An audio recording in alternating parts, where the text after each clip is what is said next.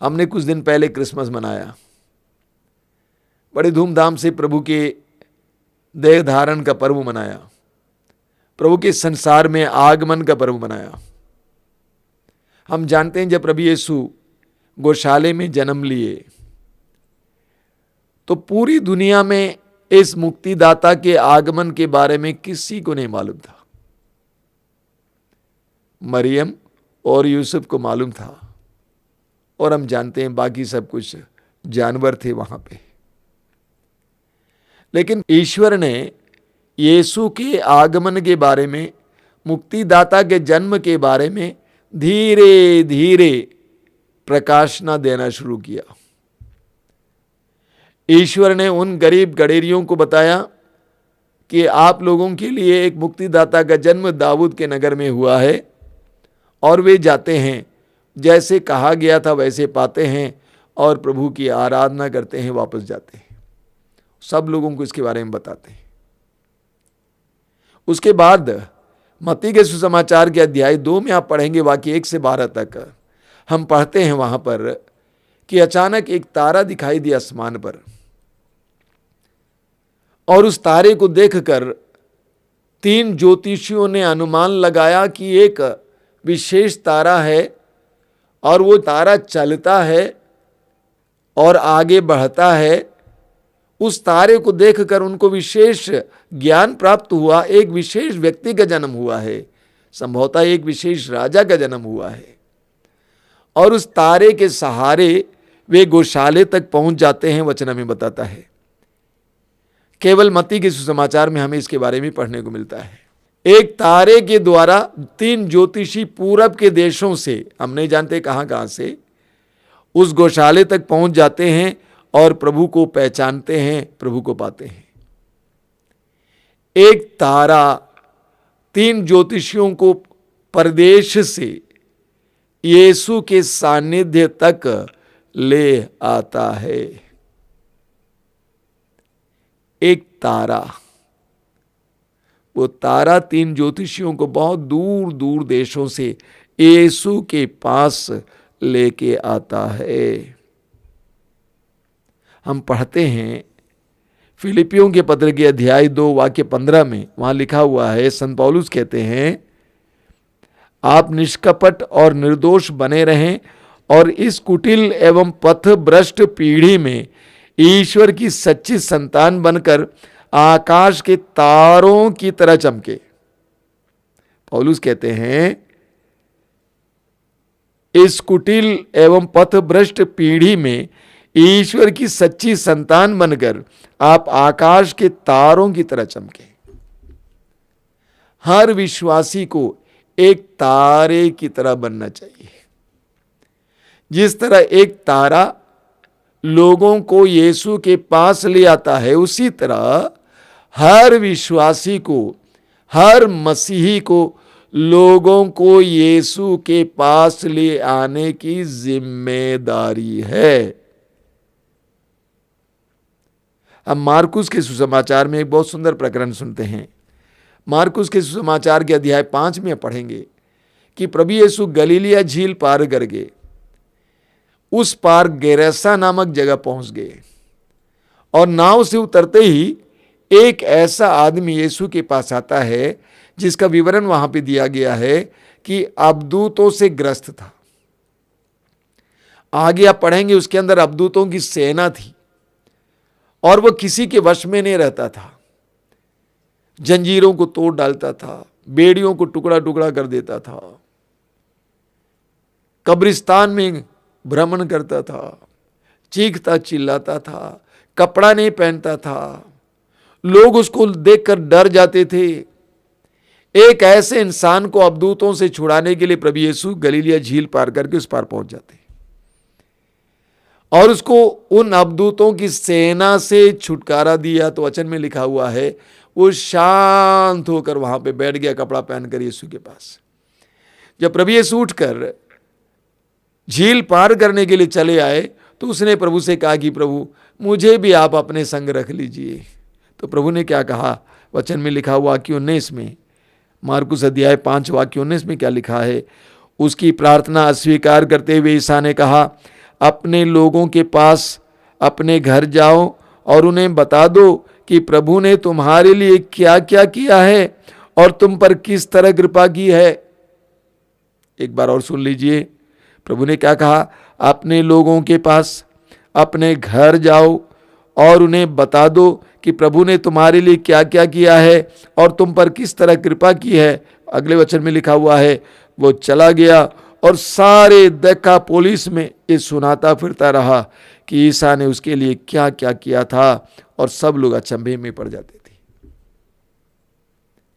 तो वो अबदूतग्रस्त व्यक्ति ने कहा कि प्रभु मैं आपके साथ रहना चाहता हूं, आपके साथ चलना चाहता हूं। प्रभु ने कहा नहीं, अपने गांव अपने घर जाओ, लोगों को बताओ, एक तारा बन जाओ,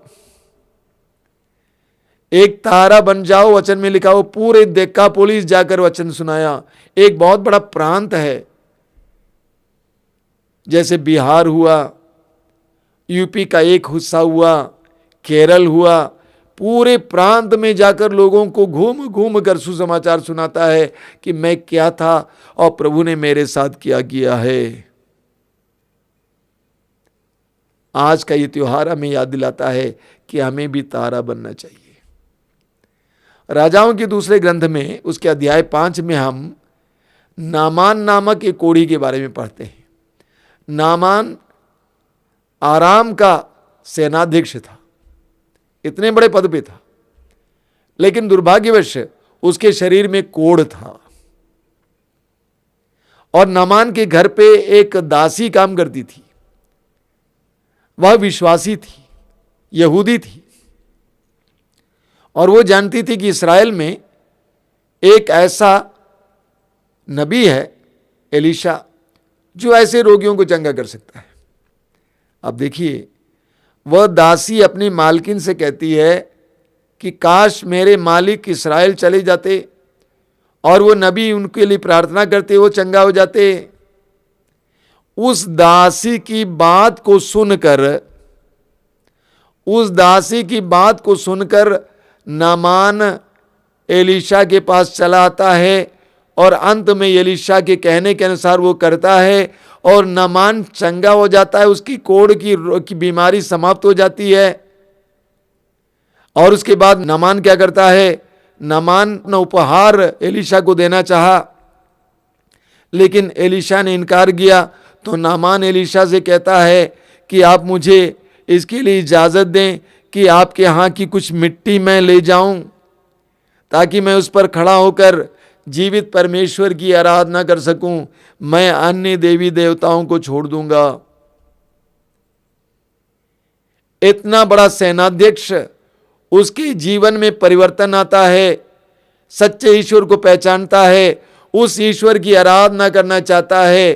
किसके जरिए? एक दासी के जरिए। वह दासी नामान के लिए सच्चे विश्वास में आने के लिए, लाने के लिए एक तारा बन गई। वह दासी एक तारा बन गई। हर विश्वासी को इसी तरह तारा बनना है। हमारे आश्रम में अभी लॉकडाउन के समय बहुत कम लोग आते हैं। हमारे आश्रम में लॉकडाउन से पहले कई वर्षों से हजारों लोग आते थे।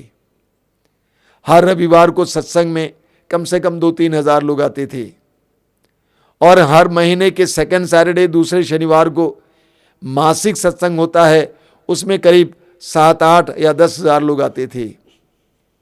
क्रिसमस के दिन हजारों लोग आते थे। ईस्टर की रात को हजारों लोग आते थे।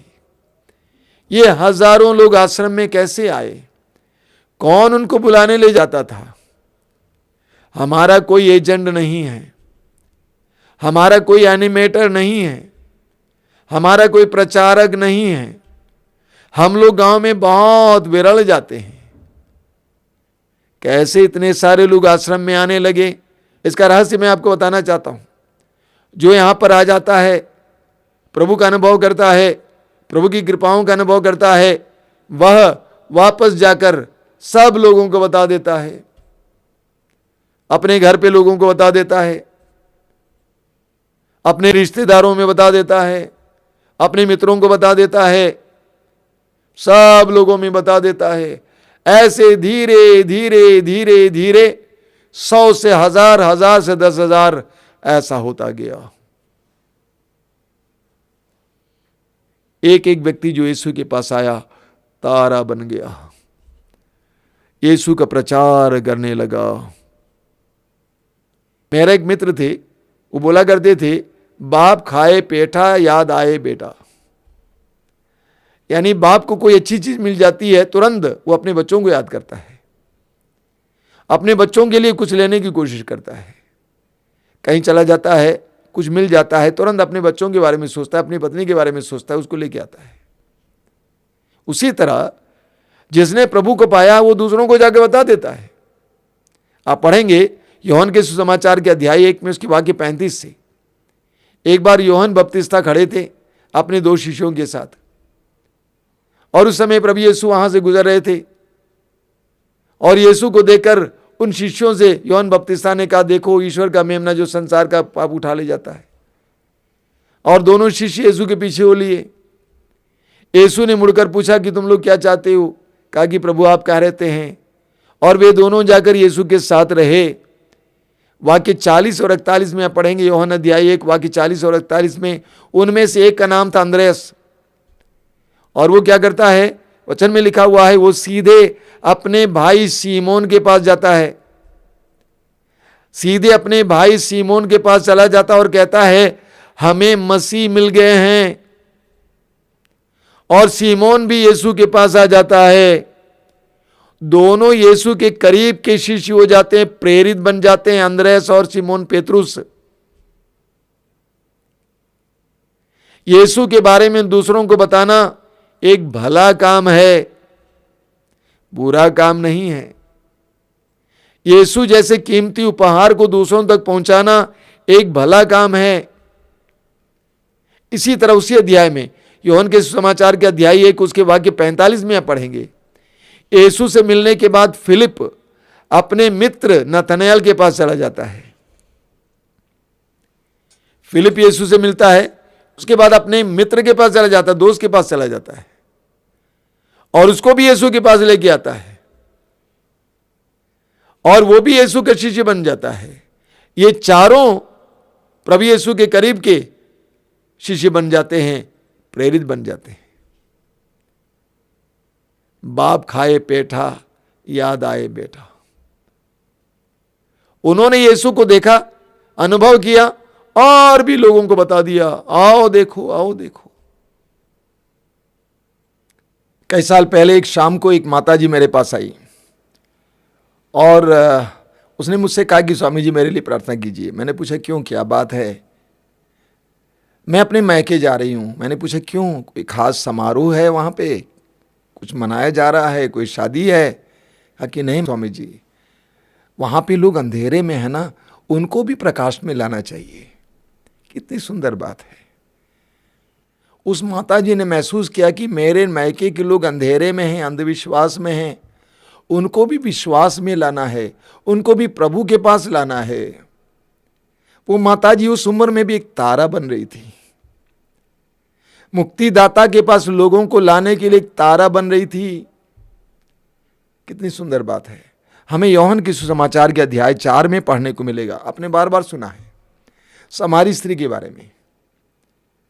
समारी स्त्री के बारे में वहां पर विवरण है कि उसके 5 पति थे और अब 6ठे पुरुष के साथ रह रही थी। एक ऐसी नारी, और उसकी मुलाकात यीशु से हो जाती है, उसका जीवन परिवर्तित हो जाता है, और उसके बाद वचन में लिखा हुआ वो अपना घड़ा वहीं छोड़ देती है। वाक्य 29 में आप पढ़ेंगे, यूहन्ना अध्याय 4 वाक्य 29 में, वह गांव में चले जाती है और लोगों को बुलाती है, कहती है कि आइए और देखिए उस व्यक्ति को जिसने मुझसे वो सब बता दिया जो मैंने किया है। कहीं वो मसीह तो नहीं है? उसकी आवाज को सुनकर, उसकी चाल को देखकर, उसके हाव भाव को देखकर लोगों ने सोचा कि जरूर किसी ने इसको स्पर्श किया है, इसकी जिंदगी बदल गई है, इसकी नजरें देखो, इसका कपड़ा देखो, इसकी चाल देखो, इसकी भाषा देखो, सब कुछ बदला हुआ है। और गांव के सारे लोग, समारिया के लोग यीशु के पास चले आए। और यीशु को देखने के बाद, उनको सुनने के बाद लोगों ने कहा नारी से, तुम्हारे कहने पर नहीं बल्कि हमने स्वयं सुना है, इसीलिए विश्वास करते हैं। आगे लिखा हुआ है वाक्य 39 में, 29 में और 39 में दोनों जगह लिखा हुआ है, उस नारी के साक्ष्य के जरिए बहुत सारे लोगों ने यीशु पर विश्वास किया। उस नारी के साक्ष्य के जरिए बहुत सारे लोगों ने यीशु पर विश्वास किया। वह पापमय जीवन जीने वाली नारी, अपनी छोटी सी दुनिया में जीने वाली नारी, वासना से लिप्त नारी, अब यीशु से मिलने के बाद परिवर्तित हो जाती है। एक छोटी दुनिया में रहने वाली, वो नहीं चाहती थी कि कोई मुझे देखें, इसीलिए पानी भरने के लिए दोपहर के समय वहां पे कुएं के पास चली आई थी, हम पढ़ते हैं। यानी वो अन्य नारियों की नजरों से बचना चाहती थी। एक ऐसी नारी यीशु से मिलने के बाद परिवर्तित हो जाती है, उसकी जिंदगी का मकसद बदल जाता है, उसका दिमाग बदल जाता है, उसका विचार बदल जाता है, वो शुद्ध और पवित्र हो जाती है और वो लोगों को यीशु के पास लेके आती है। वो उन लोगों के लिए, समारिया के लोगों के लिए एक तारा बन जाती है। बोलिए hallelujah, hallelujah, hallelujah, hallelujah, hallelujah, hallelujah, hallelujah, hallelujah, hallelujah. Hallelujah. कोरिन्थियों के पहले पत्र के अध्याय 9 उसके वाक्य 16 में संत पौलुस कहते हैं, मैं इस पर गौरव नहीं करता कि मैं सुसमाचार का प्रचार करता हूं, मुझे तो ऐसे करने का आदेश दिया गया है।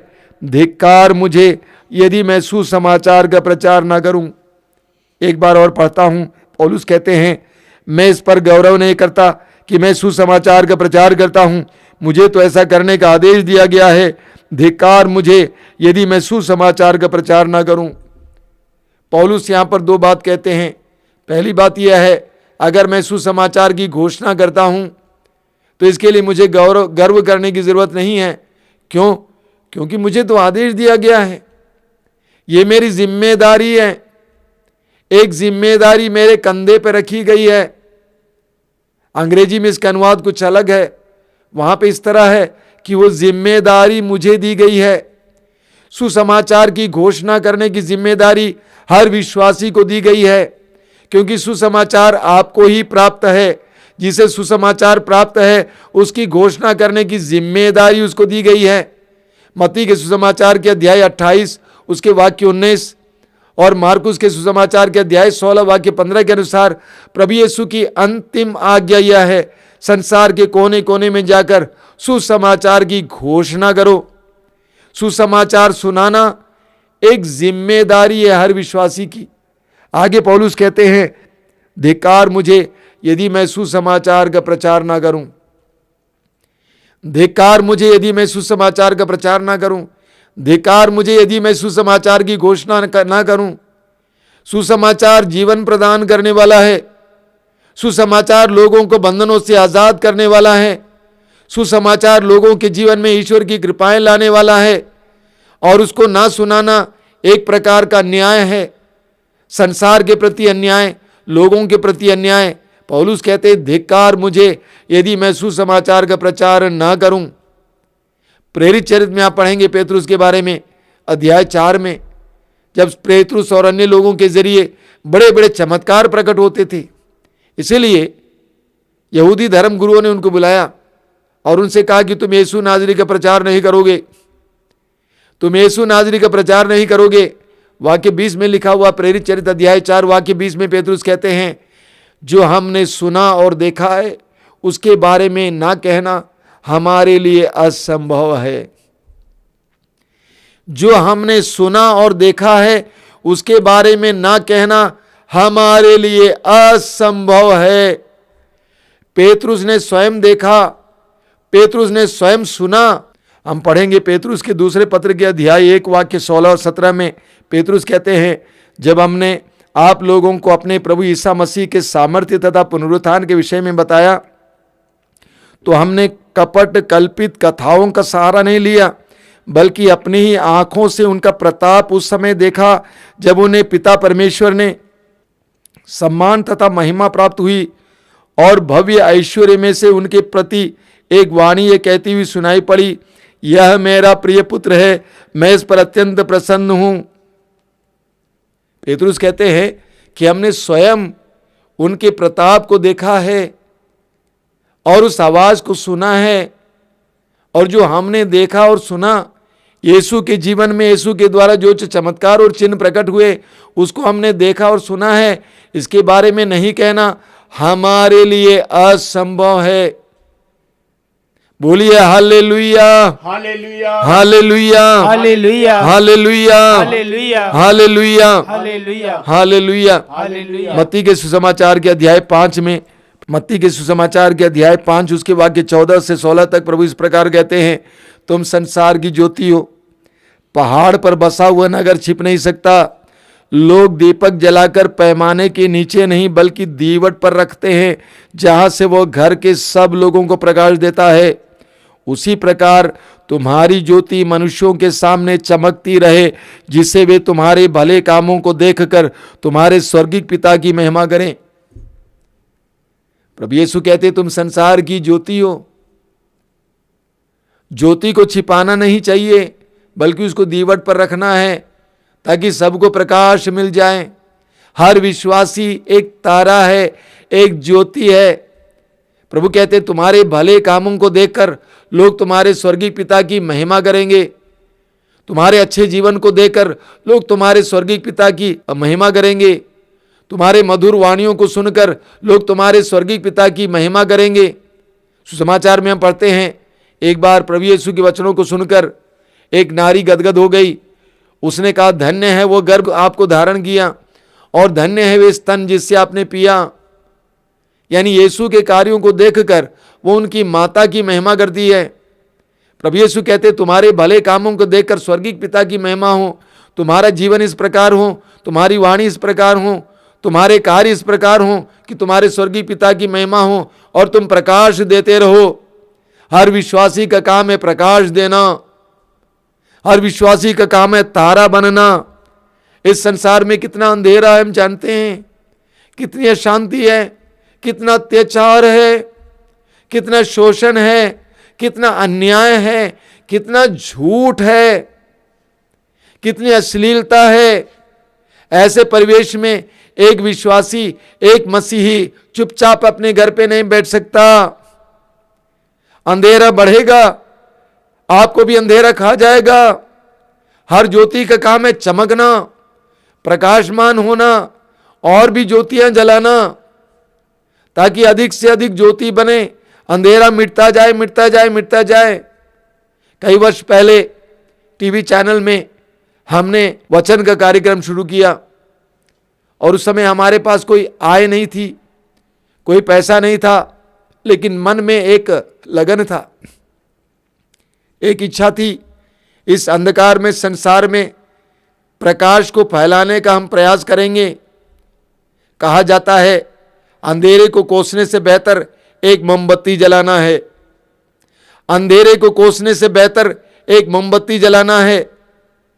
कुछ वर्ष पहले लोग बोलते थे कि यूट्यूब में और अन्य सोशल मीडिया में कितनी गंदगी है। मैं बोलता था ऐसे मत कहो, उसके बदले उसको हटाने के लिए प्रयास करो, कोई नई चीज दे दो। और प्रभु को धन्यवाद, इस लॉकडाउन के जरिए बहुत सारे लोग यूट्यूब और अन्य चैनलों के द्वारा अच्छे अच्छे आध्यात्मिक कार्यक्रम दे रहे हैं। हजारों लोग जो गंदगी देखते थे आज आध्यात्मिक चीजें देखते हैं, आध्यात्मिक बातें सुनते हैं, उनको प्रकाश मिल रहा है। तो हर ज्योति की जिम्मेदारी है प्रकाश देना। अंधेरा मिटाने के लिए हमें स्वयं चमकना है और भी ऐसे चमकीले तारों को खोजना है ताकि सभी चमकने लगेंगे। ये संसार हमारे लिए जीने लायक हो जाएगा। बोलिए hallelujah, hallelujah, hallelujah, hallelujah, hallelujah, hallelujah, hallelujah. Hallelujah. Romeo के पत्र के अध्याय 10 में संत पौलुस कहते हैं, रोमियो के पत्र के अध्याय 10 उसके वाक्य 14 से संत पौलुस इस प्रकार कहते हैं, परंतु यदि लोगों को उसमें विश्वास नहीं तो वे उसकी दुहाई कैसे दे सकते हैं? यदि उन्होंने उसके विषय में कभी नहीं सुना तो उसमें विश्वास कैसे कर सकते हैं? यदि कोई प्रचारक ना हो तो वे उसके विषय में कैसे सुन सकते हैं? और यदि वो भेजा नहीं जाए तो कोई प्रचारक कैसे बन सकता है? धर्म ग्रंथ में लिखा है, शुभ संदेश सुनाने वालों के चरण कितने सुंदर लगते हैं। तो संत पौलुस कहते हैं कि इस दुनिया में लोग परेशान हैं, लेकिन वे लोग कैसे मुक्तिदाता पर विश्वास करें जबकि उनको मुक्तिदाता के विषय में जानकारी नहीं है। अगर कोई बोलने को लिए तैयार नहीं है तो वे मुक्तिदाता के विषय में कैसे जानेंगे? संसार में आज दुख फैला हुआ है, आप सभी जानते हैं। कितने लोग पीड़ित हैं, आप सभी जानते हैं।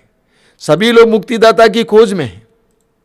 जिस तरह वो तारा 3 ज्योतिषियों को दूर से यीशु के पास ले आया, उसी तरह हमें भी मुक्तिदाता के पास लाना लोगों को एक बहुत बड़ी जिम्मेदारी है जो प्रभु ने हमारे कंधे पर रखा है। बोलिए hallelujah, hallelujah, hallelujah, hallelujah, hallelujah, hallelujah, hallelujah, hallelujah, hallelujah. Hallelujah. 2000 वर्ष पहले मत्ती के सुसमाचार के अध्याय 9 उसके वाक्य 37 में हम पढ़ेंगे, प्रभु यीशु ने स्वयं अपने शिष्यों से कहा, फसल तो बहुत है लेकिन मजदूर कम है।